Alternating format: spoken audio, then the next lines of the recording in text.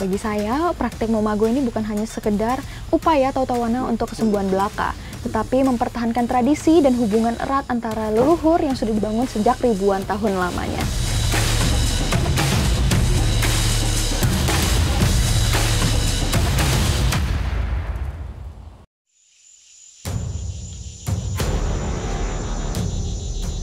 Sejuk, tenang, dan damai. Begitulah kesan pertama saat saya pertama menjejakkan kaki di pemukiman Tauta Awana, kawasan kaki Gunung Tokala, Kabupaten Morowali Utara, Sulawesi Tengah. Mereka adalah orang-orang Ta'a, sang penghuni rimba, sekaligus pewaris kepingan peradaban tua yang masih terjaga hingga sekarang. Ribuan tahun sebelum Masehi, nenek moyang suku Tautawana dipercaya sudah tinggal di pedalaman hutan kaki Gunung Tokala. Nah, saat ini saya bersama Apa dan Kakak kita akan berburu biawak, di mana hewan ini sejak zaman nenek moyang itu memiliki hubungan erat dengan budaya dan cara Tautawana bertahan hidup. Ikuti jejak saya, jejak Petualang. Suku Tauta Awana meyakini bahwa alam, termasuk binatang, memiliki roh yang berperan dalam menjaga keseimbangan hidup. Meski mereka memburunya, tetap diperlakukan dengan hormat dan tidak diambil secara berlebihan.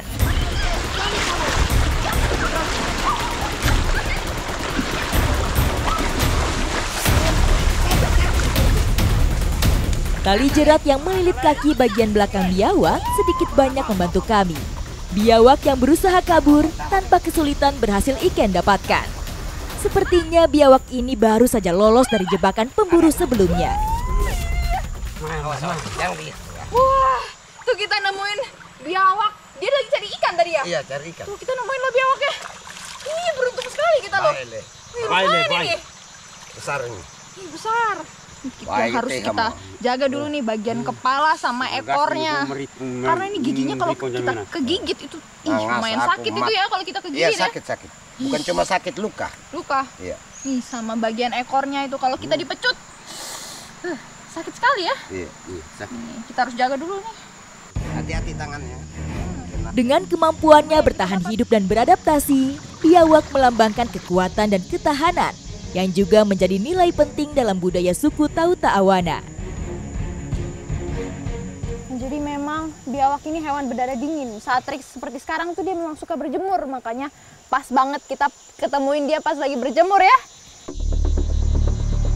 Kawasan hutan hujan tropis di kaki Gunung Tokala sejak dulu memang menjadi tempat berbagi ruang antara nenek moyang suku Tauta Awana dengan predator yang satu ini. Jadi senjata biawak ini di alam liar tuh ada 3. Ada bagian giginya itu tajam ya? Iya, tajam. Kuku sama pecutan ekornya ini. Apalagi Apa pernah digigit nih bagian tangannya? Iya, ada. Di mana? Ini. Ih, lumayan ya. Itu dia, makanya kalau kita nemuin biawak nih, pertama-tama harus kita amanin dulu kepalanya ya, sama ekor sama kukunya itu. Biawak sering muncul di batas-batas perkampungan, seperti sungai atau hutan. Mereka meyakini hewan ini menjadi semacam penjaga atau penanda batas spiritual dan sosial. Sudah kuat ini talinya? Sudah. Sudah ya? Mau kita bawa apa lepas saja ini? Disimpan di sini. Di sini aja ya? Oh, kita lanjut pasang jerat. Ah ya. Ayo Apa? Kak Iken.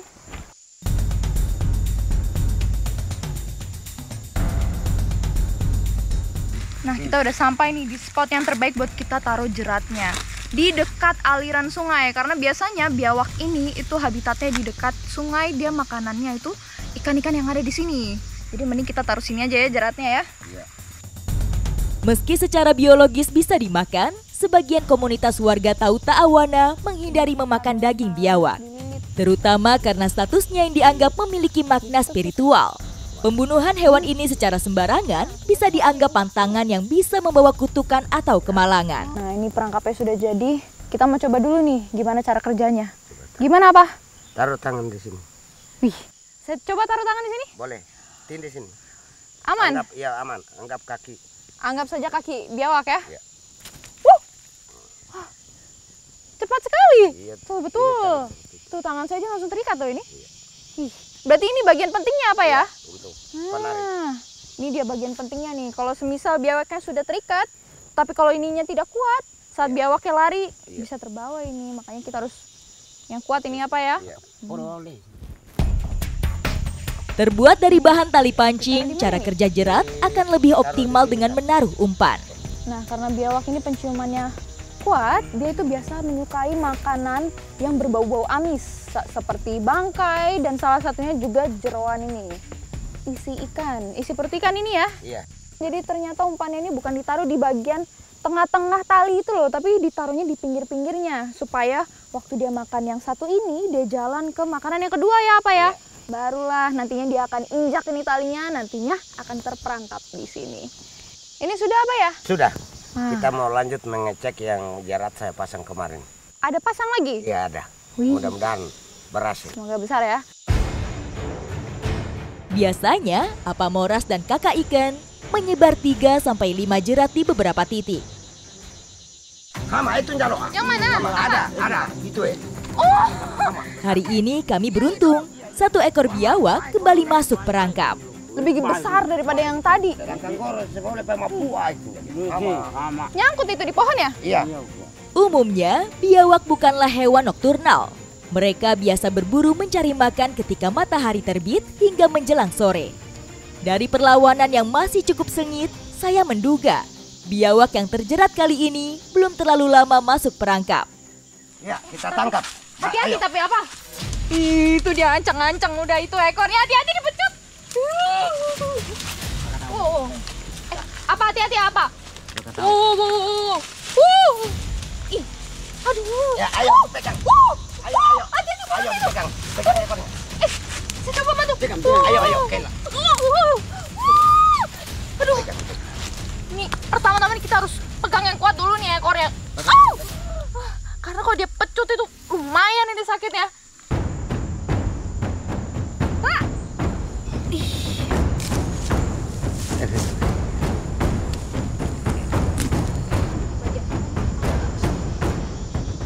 Kata apanya kalau mau megang tuh harus kayak gini, bagian kepala sama ekor ya. Iya. Tuh. Kalau kita cuma pegang bagian ekornya, dia bisa muter balik kepalanya ya. Iya, bisa. Digigit juga kita. Ini dia biawak hasil jerat yang dipasang sama kakak ikan. Wih, besar sekali nih. Ayo. Berbahaya. Apa? Dalam kepercayaan suku Tau Ta'awana, biawak dianggap sebagai makhluk yang memiliki hubungan spiritual dengan alam dan leluhur. Kehadirannya di sekitar kampung bisa ditafsirkan sebagai pertanda atau pesan dari dunia roh. Mau diapakan ini apa? Dimasak di bambu. Dimasak aja ini ya. Iya. Nah, kita akan masak ini. Yuk. Selain memanfaatkan dagingnya, biawak juga punya keterkaitan dengan tradisi Tau Ta'awana sejak lama.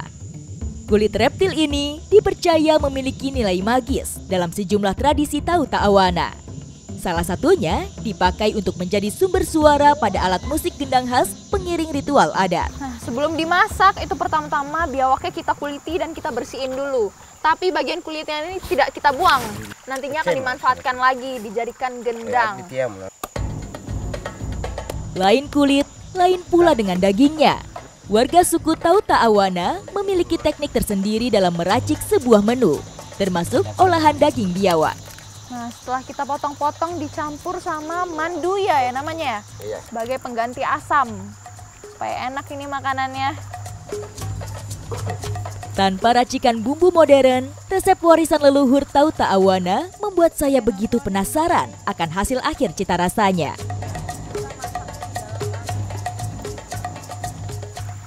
Sudah penuh ini Sudah, dagingnya? pas, cukup. Cukup? Iya. Ayo dibakar. Dibakar.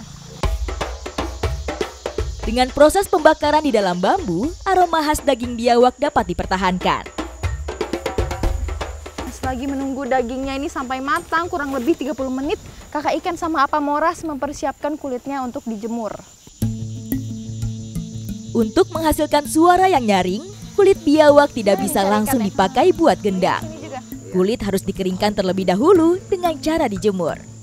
Proses penjemuran juga berfungsi untuk mencegah kulit membusuk lebih cepat. Proses penjemuran kulit biawak biasanya bisa berhari-hari sampai beberapa minggu.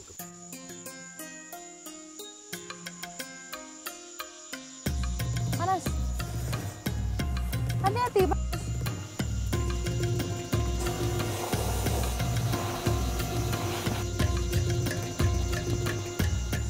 Nah ini dia udah jadi. Ternyata kalau dimasak pakai bambu tuh aromanya lebih keluar ya. Kalau rasanya ini mirip ayam ya. Ya, jadinya ayam. Sedap sekali. Saya dibuat terkejut dengan cita rasa olahan daging biawak ala suku Tau Ta'awana. Hanya dengan satu jenis daun sebagai bumbu, tapi bisa selezat ini. Dari berburu, mengolah sampai memanfaatkan kulit biawak itu memang diajarkan turun-temurun dari nenek moyang. Gak heran sih kenapa Tau Ta'awana masih ada sampai sekarang walaupun jauh di dalam hutan. Ikuti jejak saya, jejak Petualang.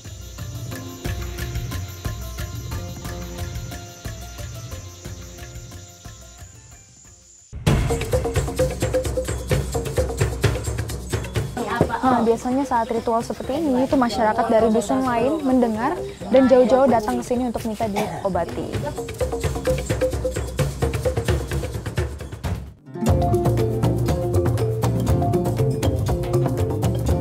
Tinggal jauh terasing di pedalaman hutan, membuat adat istiadat Tau Ta'awana masih cukup terjaga.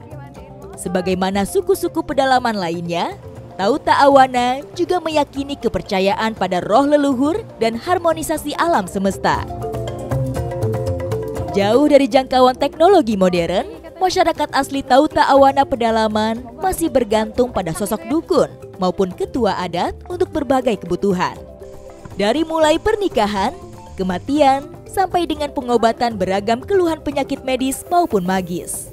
Hari ini menembus hutan kaki Gunung Tokala, saya ditemani Apa Weli melangkah menuju dusun sebelah untuk menggelar ritual pengobatan ala Tau Ta'awana. Untuk ritual nanti itu harus pakai alat musik ini, Bapak? Ya. Pakai. Apa ini namanya? Nah, itu gong. Gong. Gong namanya. Kalau yang Bapak bawa itu namanya apa? Ini gendang ini. Gendang. Ya, itu sampai di sana nanti mau dicokin. Berarti wajib ya kalau mau ritual. Ya. Hati-hati. Nyamuk tunggu susah jalan dah. Hati-hati Bapak. Iya. Lagi-lagi alat tabuh gendang kulit biawak dan gong menjadi bagian dalam prosesi pengobatan. Lokasi dusun Sambatrui terbilang cukup terpencil. Terletak di seberang Sungai Salato, Kecamatan Bungku Utara, Kabupaten Morowali Utara. Ribuan tahun memilih tinggal di pedalaman hutan, nenek moyang Tau Ta'awana mewarisi ritual pengobatan kuno yang dipercaya dapat menyembuhkan penyakit. Saat ini saya bersama Ketua Adat Tau Ta'awana, kita akan menuju Sambatrui ya Bapak ya. Kita akan melakukan ritualnya. Ikuti jejak saya, jejak Petualang.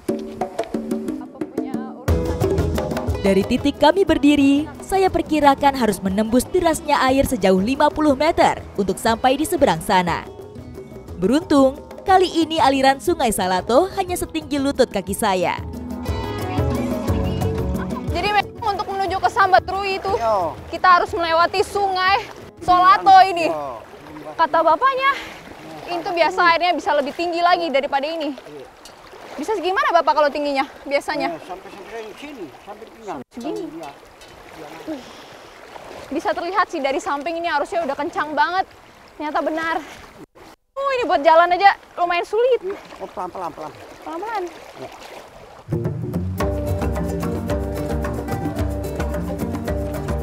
Tanpa perahu, tanpa jembatan maupun sekedar tali, saya dan Apa Weli saling berpegang. Melangkah menembus derasnya arus sungai dari mata air alami di puncak Gunung Tokala. Kami harus cepat, karena biasanya semakin petang menuju malam, air sungai akan naik lebih tinggi. Dusun Sambatrui menjadi satu dari beberapa lipu, alias perkampungan tempat suku Tau Ta'awana bermukim di dalam hutan. Sesampainya di seberang Sungai Salato, kami sudah masuk ke dalam kawasan Dusun Sambatrui. Jadi ternyata tempat yang kita mau datangin ini, Sambatrui, itu tidak terlalu jauh dari Sungai Salato. Itu dia, baru jalan bentar dari sungai kita sudah sampai. Di Dusun Sambatrui, langkah kaki kami arahkan menuju kediaman Apa Mai. pasien sekaligus tuan rumah ritual pengobatan kuno Tau Ta'awana kali ini. Nah, jadi kita udah sampai nih ke rumah Ya. yang nantinya akan kita lakukan ritual. Ya. Nanti kita lakukan ritualnya, Ya. namanya apa Bapak, nama ritualnya? Itu kita mau datang memago namanya ini. Mamago. Tinggal jauh di pedalaman hutan, membuat akses layanan kesehatan modern di pemukiman suku sangat terbatas. Bahkan nyaris tidak ada. Untuk usaha penyembuhan dari penyakit, ritual Momago menjadi satu-satunya upaya yang dijalankan sejak keberadaan suku Tau Ta'awana ribuan tahun yang lalu. Apa Mai berarti sakit apa? Sesak napas. Sesak napas ya? Enggak usah. Osa-osa namanya. Iya. Apa Mai emang sudah sesak napas dari lama? Lama? Sudah lama. Udah berapa lama? Sudah berapa? Sudah 16 tahun. 16 tahun? Nanti kita berarti lakukan ritual Mamago? Iya, nanti kalau banyak minta teman datang, kita coba-coba saja. Kalau kita pakai akan kulit yahut itu gandaan itu, jelas sembuh. Sebelum itu, saya diajak Apaweli mencari sajian pelengkap jalannya ritual kuno pengobatan Momago. Mana yang kita pakai? Ini. Oh ini? Ya. Oh daun sirih. Iran timpono. Timpono? Ya. Oh kalau di sini namanya timpono. Nah, Nah. pakai. Jadi ini dia Ya. salah satu media untuk kita lakukan ritual Mamago pakai, nanti. Iya, memago. Yang mana kita ambil ini? Yang bagus-bagus. Baik. Daun sirih hanyalah satu media pelengkap untuk menjaga sakralnya ritual pengobatan ala Tau Ta'awana. Nah jadi yang kita ambil ini timpononya itu bisa mau muda atau tua itu bisa. Iya. Yang penting tidak berlubang dan Ya, tidak kotor. tidak berlubang. Kalau ini bisa? Ya, bisa.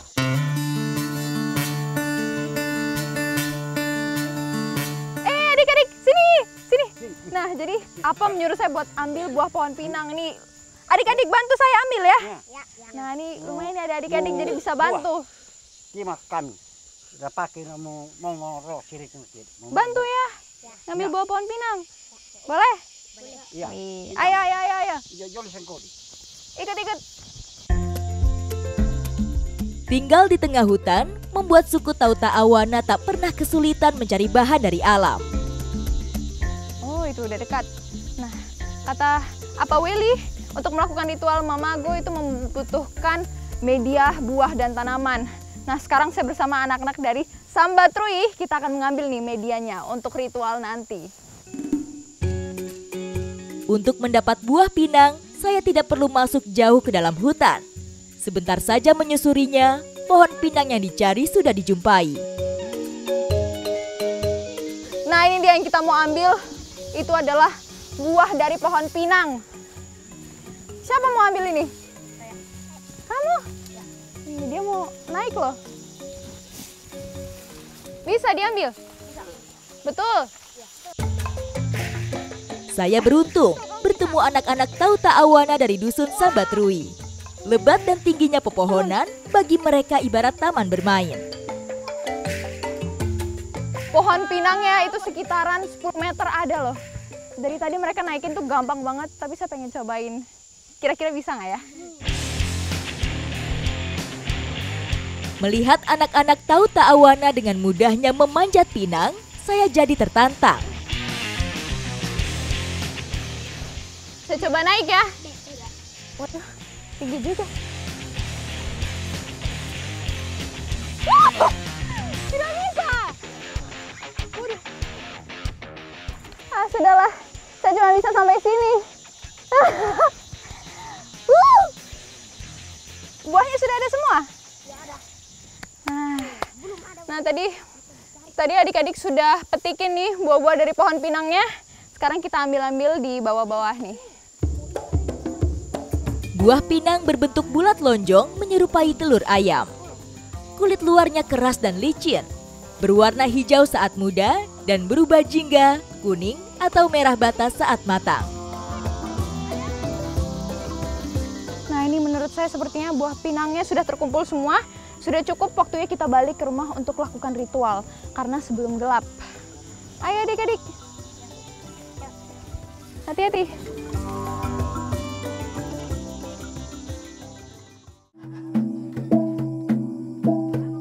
Senin dini hari menjadi waktu terbaik pelaksanaan ritual pengobatan kuno Momago ala suku Tauta Awana. Konon, saat ini waktu terbaik koneksi antara dukun adat, roh leluhur, dan alam semesta.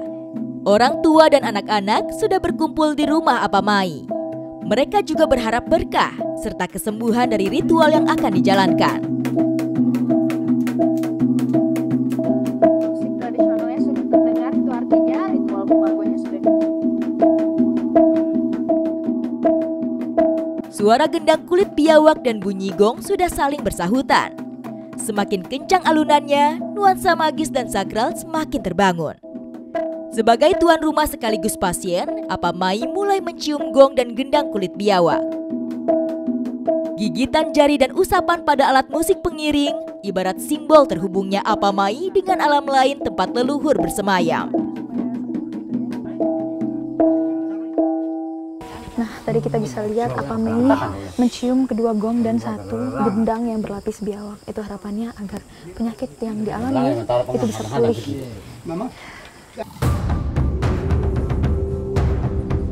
Kerabat atau keluarga mulai ikut ambil bagian dalam ritual Momago. Sehelai kain dipakai sebagai media perantara doa dan mantra.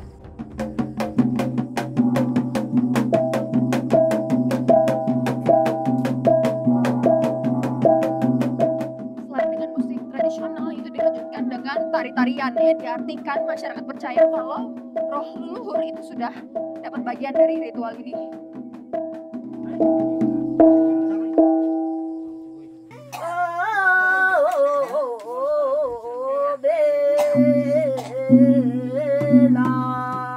Sebagai ketua adat, Apaweli didampingi salah seorang sesepuh yang juga seorang walia atau dukun dalam ritual pengobatan Momago kali ini. Ketukan gendang kulit biawak, gong, dan dendang mengiringi lantunan mantra seakan mengundang roh para leluhur untuk ambil bagian dalam ritual kesembuhan.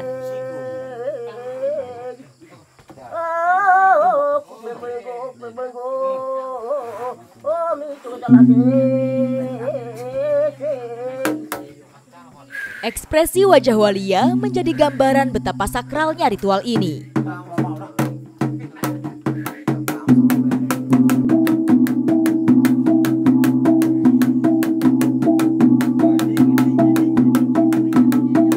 Sambil melantunkan doa dan mantra, walia mulai menari mengikuti alunan gong dan gendang. Sesuatu yang mengejutkan tiba-tiba terjadi. Gelas yang tadinya hanya terisi air, tiba-tiba mengeluarkan 2 ekor yuyu atau kepiting air tawar. Masyarakat suku percaya, penyakit bisa datang dari berbagai sebab, termasuk sebab non-medis. Wah, saya lumayan terkejut. Yang tadinya hanya air biasa setelah diritualkan, itu keluar kepiting sungai yang menandakan bahwa memiliki beneran kekuatan untuk menyembuhkan.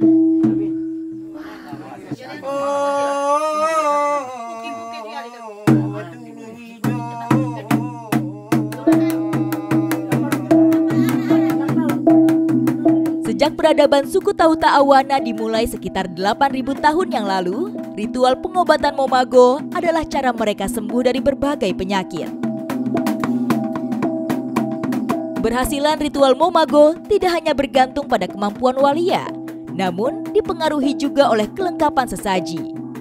Jika sesaji kurang lengkap, mereka percaya roh-roh yang tidak diundang bisa turut hadir mengganggu jalannya ritual. Bisa kita lihat tadi Apaweli sudah melakukan tari-tarian dan memakan daun sirih dan buah pinang yang kita ambil tadi, itu artinya kita sudah ke inti pengobatan.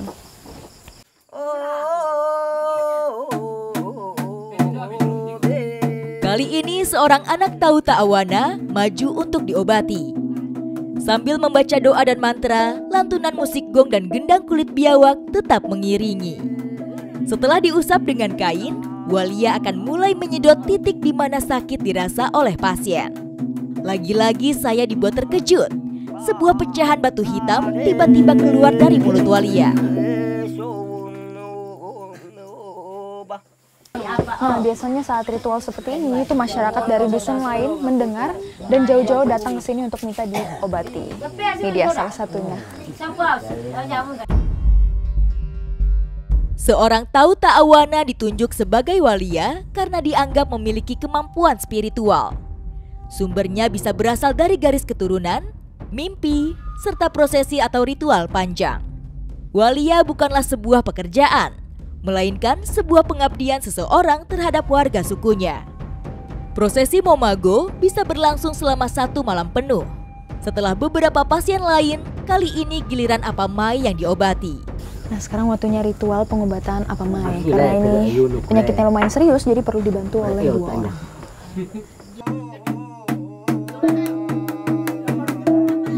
Ini kali pertama Apamai ditangani oleh Apaweli. Setelah 16 tahun mengalami sesak napas dan melakukan Momago berkali-kali, Apamai berharap kesembuhan melalui kemampuan Apaweli dengan gendang kulit biawak yang dimilikinya.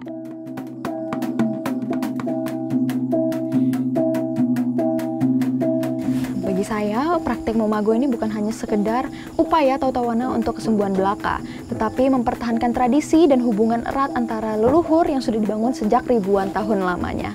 Ikuti jejak saya, jejak petualang.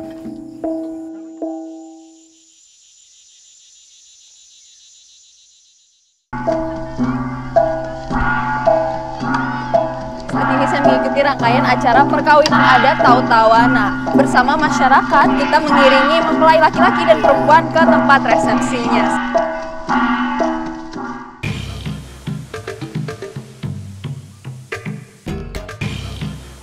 Tau Ta'awana bermakna orang yang tinggal di dalam hutan. Suku ini menjadi salah satu suku pertama yang mendiami daratan Pulau Sulawesi. Nenek moyang Tau Ta'awana dipercaya bermigrasi dari Teluk Bone ke kaki Gunung Tokala sejak zaman Mezolitikum, sekitar 8.000 tahun yang lalu. Hari ini, saya mengikuti acara pernikahan salah satu warga adat Tau Ta'awana. Dalam prosesi sakral seperti ini, kulit biawak hadir sebagai irama pengiring. Saat ini saya mengikuti rangkaian acara perkawinan adat Tau Ta'awana. Bersama masyarakat, kita mengiringi mempelai laki-laki dan perempuan ke tempat resepsinya sambil diiringi musik tradisional.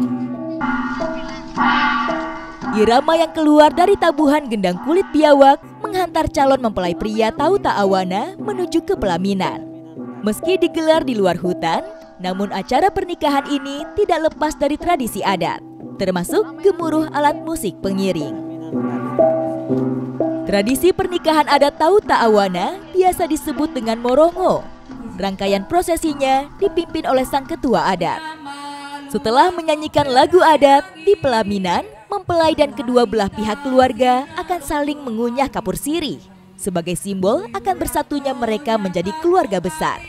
Nah, ini dia setelah momongo, ini lanjut ke matila ada. Matila adanya adalah pembagian mahar, dan ketua adat Tau Ta'awana itu menghitung ini maharnya ada berapa banyak. Kita bisa lihat tuh di sana ada sarung, ada baju, ada piring, banyak. Nantinya ketua adatnya akan menghitung. Kain, sarung, piring, dan beberapa pelengkap dapur menjadi hantaran. Khusus untuk sarung, biasanya menjadi simbol saat prosesi lamaran.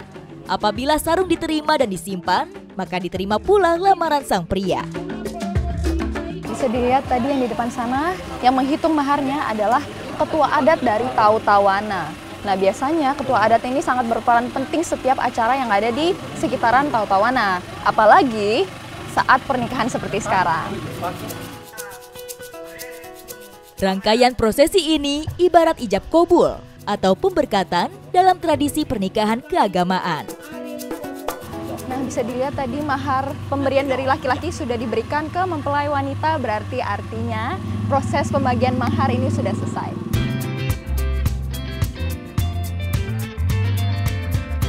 Setelah semua mahar atau mas kawin diterima, maka secara adat telah sah pula 2 insan Tau Ta'awana bersatu dalam ikatan pernikahan.